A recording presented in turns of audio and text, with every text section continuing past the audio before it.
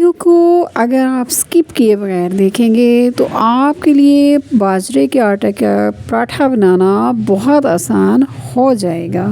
अस्सलाम वालेकुम, कैसे हैं आप? उम्मीद आप बहुत ज़्यादा अच्छे होंगे। आज जो रेसिपी मैं आपके साथ शेयर कर रही हूँ ये सर्दियों की पसंदीदा तरीन रेसिपी है और मैं बना रही हूँ बाजरा का पराठा। आज मैंने बनाया अपने मियाँ साहब की फरमाइश पर बाजरे के आटे की रोटी। तो मैंने सोचा कि एक वीडियो आपके लिए भी बना दूं, क्योंकि बाजरे का आटा की जो रोटी होती है अब की लड़कियों के लिए बनाना बहुत ही मुश्किल है। बहुत सी बच्चियां तो ऐसी होंगी जिन्होंने कभी बाजरे की रोटी खाई नहीं होगी, तो बनाना तो बहुत ही दूर की बात है। बाजरा का आटा 1 कप नाप के लें और उसी कप का आधा हिस्सा आपने लेना है गंदम का आटा और 1 चम्मच घी डाल के इसको, जिस तरह समोसे बनाने से पहले हम घी मिक्स करते हैं इस तरह पहले उसके साथ आप मिक्स कर लें और फिर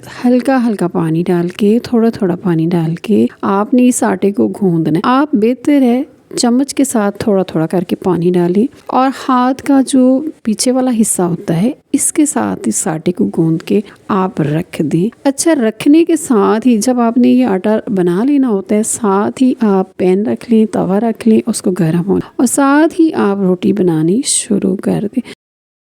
मैंने अपनी नानी अम्मा को देखा है रोटी बनाते हुए। जब वो बाजरे की रोटी बनाया करती थी तो वो साथ साथ अगली रोटी की तैयारी करती थी। एक पराठा वो ऊपर डाल देती थी और साथ साथ वो दूसरे को गूंदना शुरू कर देती थी और इस तरीके से साथ साथ आटा बनता था, क्योंकि इसका आटा जो होता है ये ख़राब हो जाता है, हाथ से लटक जाता है। बाजरे के आटे की रोटी बनाना, उसका पराठा बनाना बहुत मुश्किल काम समझा जाता है। वीडियो को अगर आप स्किप किए बगैर देखेंगे तो आपके लिए बाजरे के आटे का पराठा बनाना बहुत आसान हो जाएगा। दरमियानी आंच पर आपने ये पराठा तैयार करना है। गरम गरम पराठे पर लगाइए मक्खन और साथ में देसी घी को तड़का लगा के ऊपर डालें मक्खन और मेरे मियाँ साहब यकीनन देंगे मुझे दुआएं